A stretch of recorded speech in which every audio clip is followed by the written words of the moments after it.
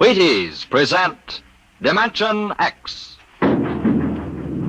Adventures in time and space. Transcribed in future tense. Dimension X.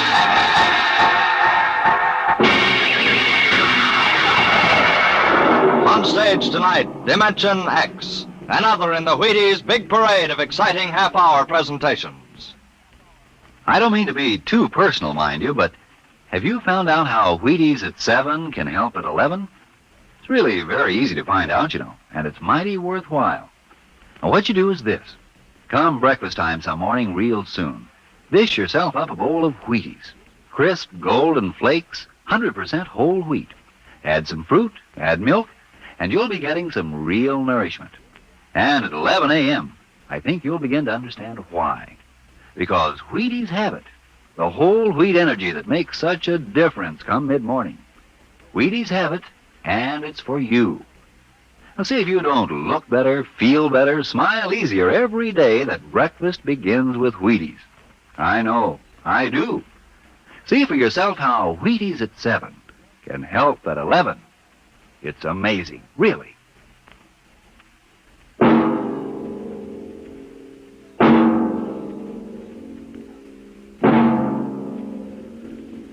Do you remember when you were young, how your elders would tell you bedtime stories about the man in the moon? Well, tonight we have a different kind of story to tell about him. A story of suspense in the unknown world of the future, where anything can happen.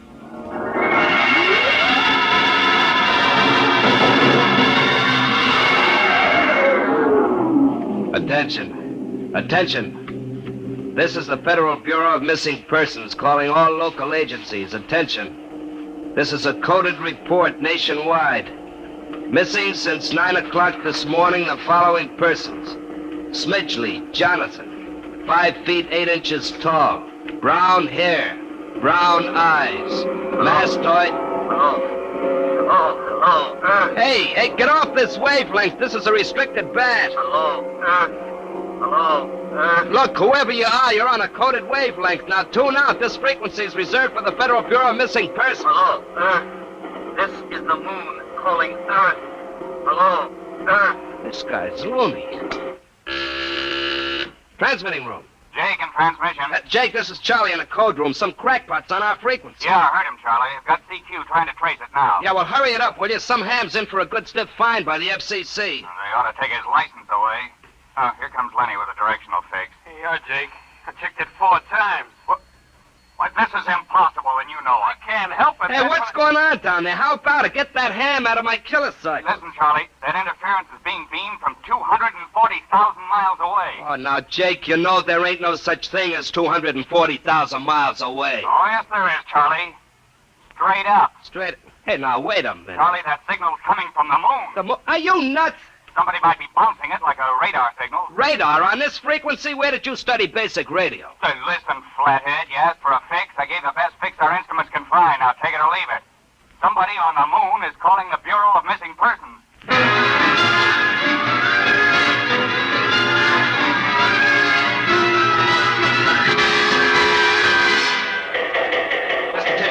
Mr. Tipton. What's the sweat, Charlie? Shouldn't you be broadcasting? Now, listen, Mr. Tipton, you know I'm a sober citizen, right? Never once have I broadcast with the smell of alcohol on my breath, right? In all your 12 years here at the Bureau, did I What's once... the matter, Charlie? We're picking up a message on our wavelength. What, did you report to the FCC? I ain't got the nerve. Well, what's wrong? You'll scream when you hear this, Mr. Timken. You'll jump right out the window, but we are getting an SOS from the moon.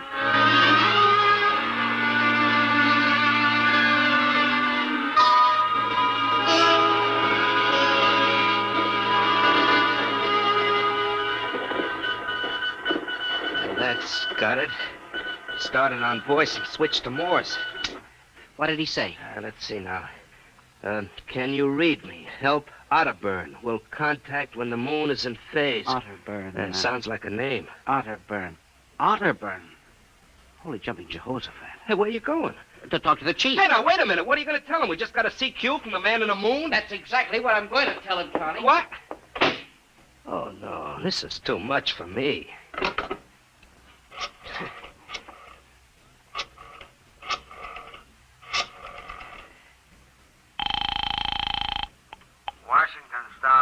Let me have O'Brien on the city desk. Huh? One moment. O'Brien speaking. Seamus? Yeah? This is Charlie Starbuck down at the Missing Persons Bureau. You want a hot one? No kidding. This'll cost you a beer, okay? Shoot, Buck. I'll stay in your wavelength for 30 seconds. Yeah, okay. We just got a radio message from the moon. What? From the moon! Call me back when you're sober. Okay, Seamus, if you don't know a story when you see one. I'll send you the name of a good psychiatrist. So long, Orson Welles. Orson Welles? Hey, how do you like that? He don't believe me.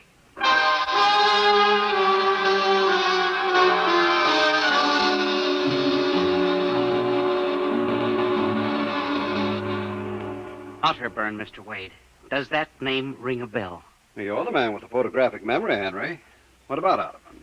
Cornelius Otterburn, atomic physicist, reported missing from his home in Baltimore on June 5th, 1945, just 5 years ago. Vanished completely. Are you trying to tell me you really think there's something to this man in the moon business?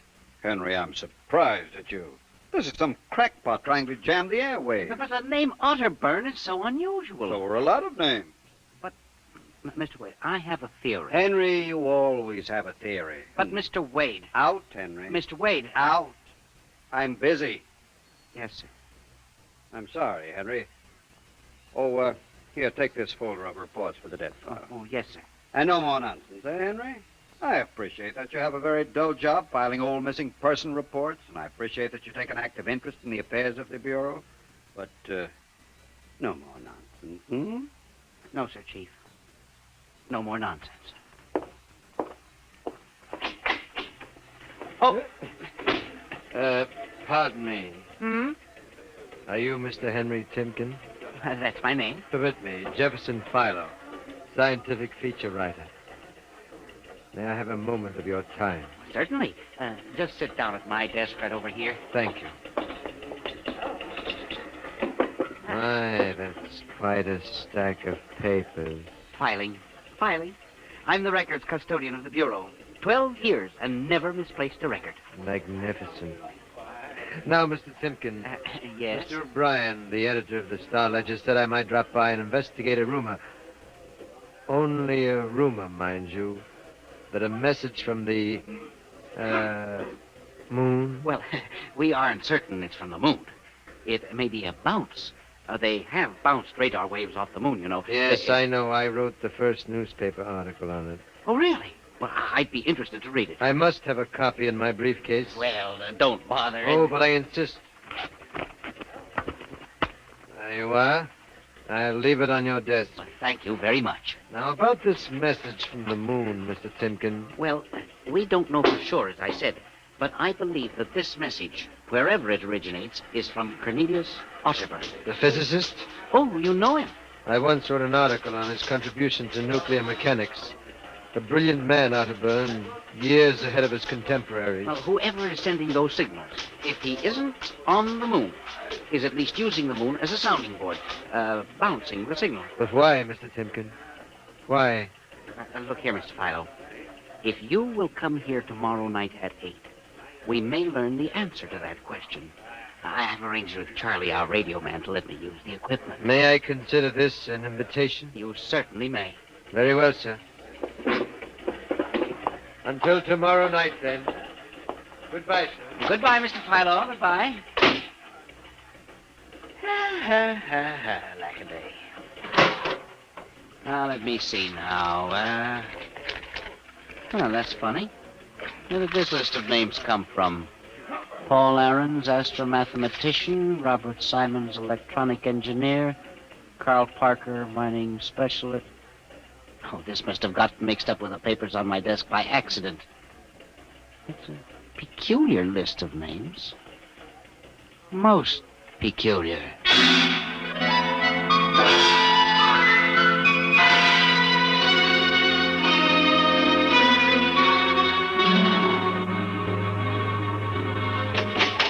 Good morning, Charlie. Oh, hi, Mr. Timken. I see we made the papers. Oh? And how? And Mr. Chief steamed up about it. What did the paper say? Mostly ha-ha. Here's the hero. Oh? Oh, brother, what a panty.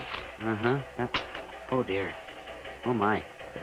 No wonder Mr. Wade is hopping. About tonight, Mr. Tinkin, I don't know. Now, you promised you'd give me a key to the radio room, Charlie. Yeah, but I didn't expect this. Listen, Charlie, we've got to find out if there's something to that message.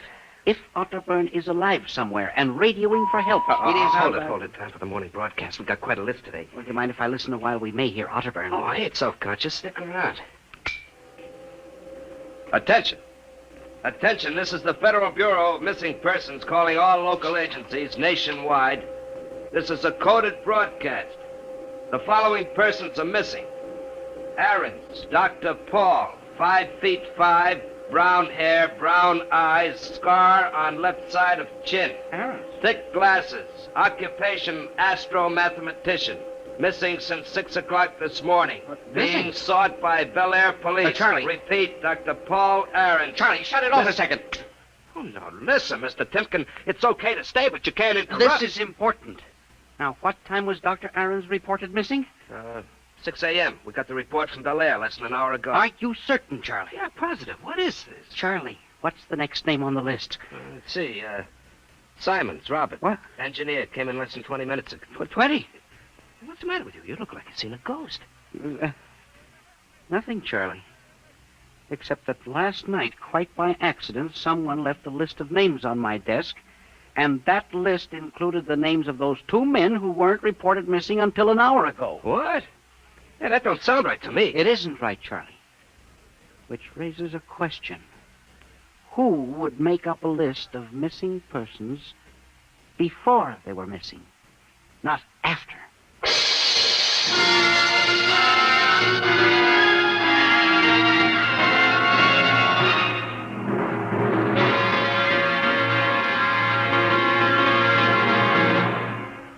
Dimension X will continue in just a moment.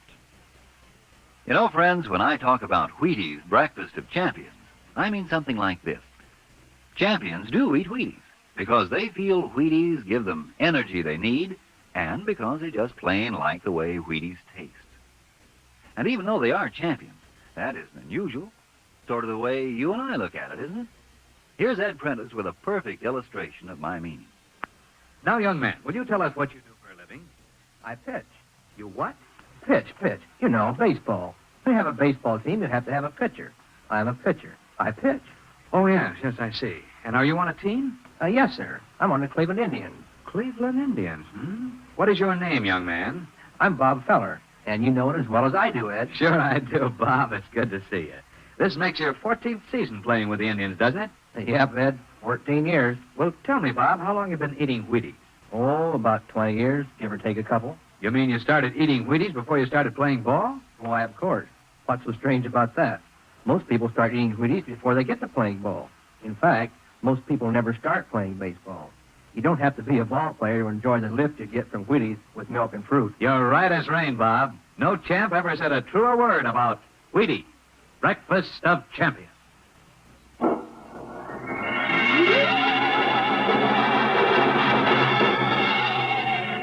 And you say this list of names was left on your desk accidentally? I believe so, Mr. Wade. Do you have any ideas? Well, it's hard to say. Mr. Philo left some papers from his briefcase. Mr. Philo? A science feature writer. I see. You were the leak on the story, then. Oh, yes, sir. I'm afraid I was. I didn't think it would be treated as a laughing stock. We'll deal with that later. What's this Philo like? Well, he's strange. Bald, thick glasses, tall. Seems to know a great deal about scientific data, but being a science writer... Is there any other possibility? Well, I don't know. But I do believe that this is all hooked up with the broadcast from Otterburn. That seems like a very remote possibility. A missing persons bureau deals in remote possibilities, Mr. Wade. Henry, I do not require a statement of policy. What's the theory? Mr. Wade, I have discovered that each year literally thousands of persons vanish, leaving no trace. They are never located. Where do they go? Nobody knows. And they disappear in interesting cycles. What sort of cycles? Occupations, for example. One year we'll have a run on, say, coal miners. Next year the proportions of engineers increases. Then scientists... What do you think happens, Henry? Well, I don't know, Mr. Wade. But I'm beginning to suspect that somebody else has discovered the same phenomenon. Even to the point, perhaps, of being able to predict who will turn up among the missing next. Philo? I don't know. But I would like to find out. And you think Oliver may be a part of this picture? I definitely do, Mr. Wade. Henry, do you honestly expect me to buy an idea like that? It's more than an idea. The two top men on this list are missing. Maybe so, but the rest of them aren't. Parker, Watson, Gibbs. Well, Why, I saw Parker in the restaurant where I had lunch today. Yes, sir, but And look- you think I'm going to make myself a laughing stock by putting any belief in such a crack-brained theory? Well, Excuse me. yes. Hello, Wade speaking. Yes? Yes, I see.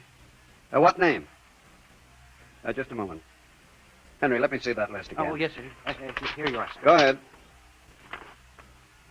I see. I'll get back to you. I guess I owe you an apology, Henry. Yeah. Sir? Carl Parker was just reported missing. Parker? The third man on your list. Holy mackerel. Exactly. Henry, perhaps I've underestimated you. Maybe this time you really stumble onto something. Well, what do you intend to do, Mr. Wade? I don't know. I haven't thought it out yet. I was planning to listen for another broadcast tonight in the hope that Otterburn might try to contact us again. I'll join you. I also invited Mr. Philo, the science feature writer, you know. I'll be glad to meet him. I'm beginning to get interested in your Mr. Philo. Mr. Wade, you don't think... That he's mixed up in this? I don't know, Henry. Well, Mr. Wade, let's contact the police. No, Henry, I think we're better off keeping this between ourselves for the moment. I don't want the police laughing at the Bureau if you're wrong. I don't know, Mr. Wade. Besides, there may be more danger than you realize. Let's keep it quiet. Shall we, Henry? Yes, sir. I didn't realize there was any danger.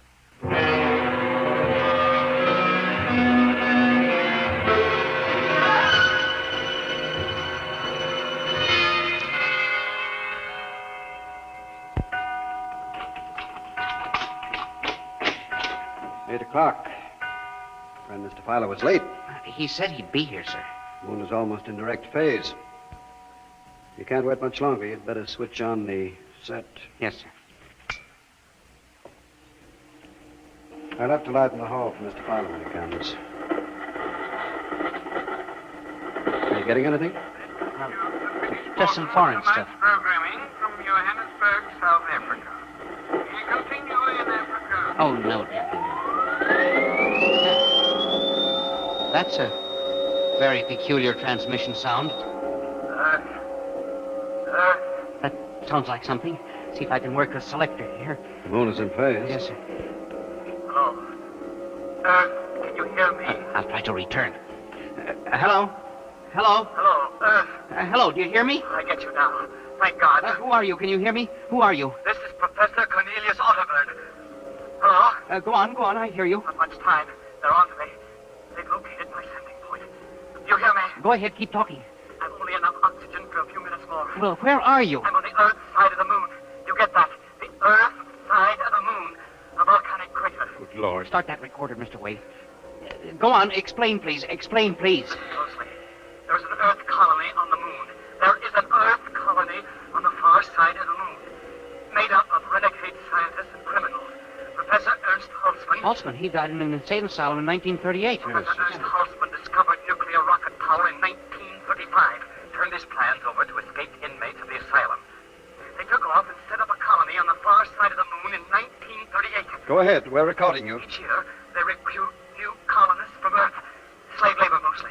Some women, scientists. The oxygen problem is a big one. I was kidnapped in 1945. Yes, we know. Keep talking. They wanted me to work on atomic drive with their flying discs. Hello? We're still getting you. Go on, go on. 6 others and I escaped. Speak louder. Georgians left, getting weaker. We pulled what little oxygen we had. The others, dead now. They gotta reach you. You've got to stop them. Stop them. Stop who? The moon colony, planning to take over the Earth. Listen, they have agents on Earth. Hear me?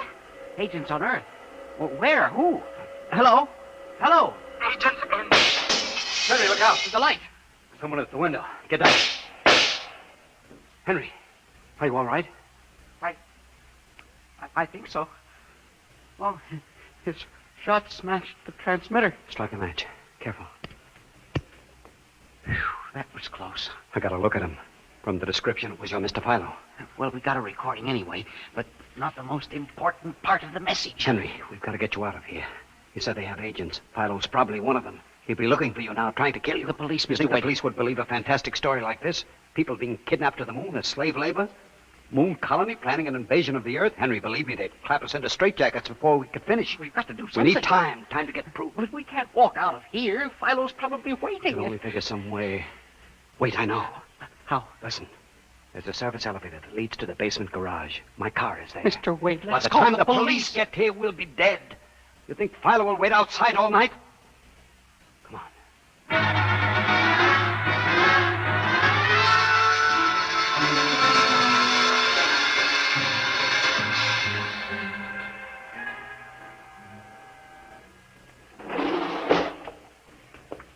This is the basement. Come on. Keep to the side. Yes, sir. Shh. Here's the car. All right, Henry. You open the garage door, then jump into the car. We'll make a dash for it. Where can we go? I have a farm outside Chevy Chase. It's private, miles from the nearest neighbor and completely hidden by trees. We'll run for that.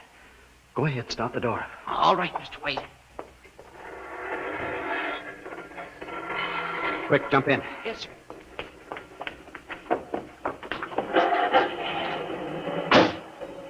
All right, here we go. Cross your fingers, Henry.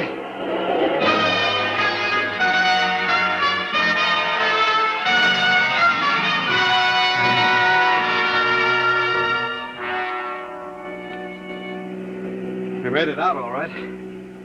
Anything doing? Well, there's a blue coupe behind us. It seems to be following. I'll cut up Pennsylvania Avenue and out Route 1 toward Baltimore. It is following. He turned with us. Can you go faster? Not much faster. He's gaining on us. I've got an idea. Hang on, Henry. Yes, sir. Why did you stop? Turn off the lights, quick.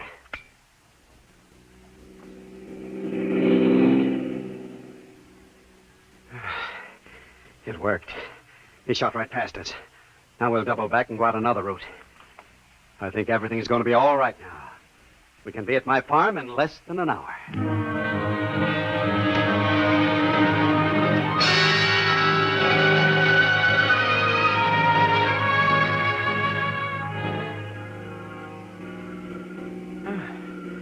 This place is really out in the wilderness, Mr. Wade. You can stay here indefinitely till we figure out the next move. Just up this dirt road now, there's a big abandoned wheat silo on my grounds. It's down in a hollow where it can't be seen except from the air. And even then, the oak trees shield it. We'll hide you out there. Now we can leave the car here. We'll let it sink. Come on. How did you ever find this place, Mr. Wade? I've always liked seclusion. Came up here to get away from it all. There's the silo. Well, it's certainly well hidden. There's a small door around the side. Come on. Yes, sir. Oh, careful of those bushes. It's hard to see them in the dark. Do you suppose Philo will find us? I assure you, Henry, that Mr. Philo will never find us here. Not in a million years. Here's the door.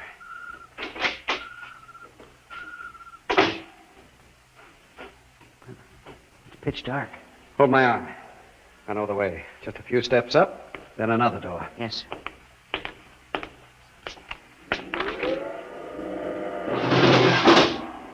Steel.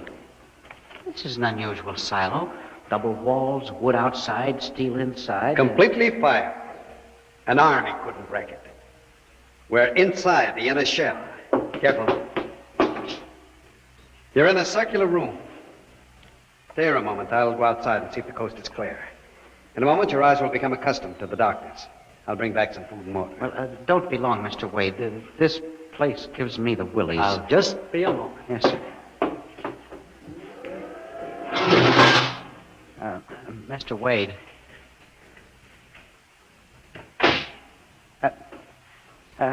Mr. Wade. I swear I hear something.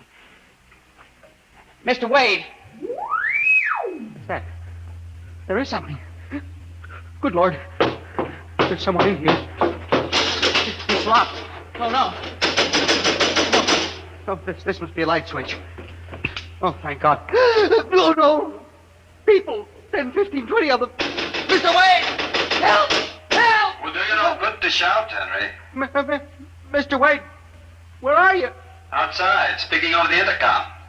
Mr. Wade, there are people in here. 15 or 20 of them. They're sitting like statues just staring at me. They won't hurt you, Henry. They've all been drugged. They're even more helpless than you. Yes, but who are they? Permit me to introduce them, Henry, since they're currently unable to introduce themselves. The gentleman seated before you is Dr. Paul Ahrens, the astromathematician. Ahrens?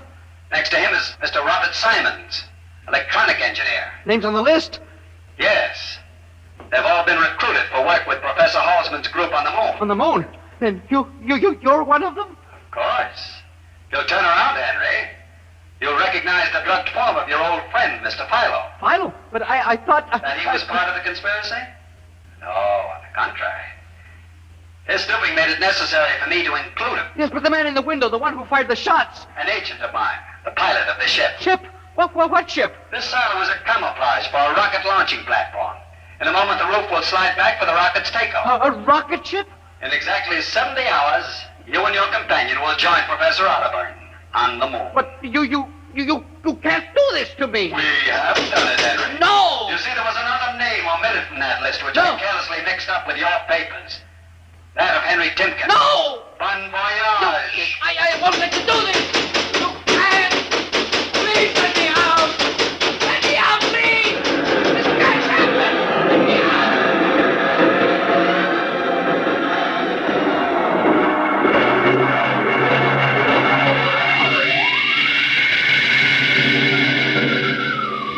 Attention. Attention.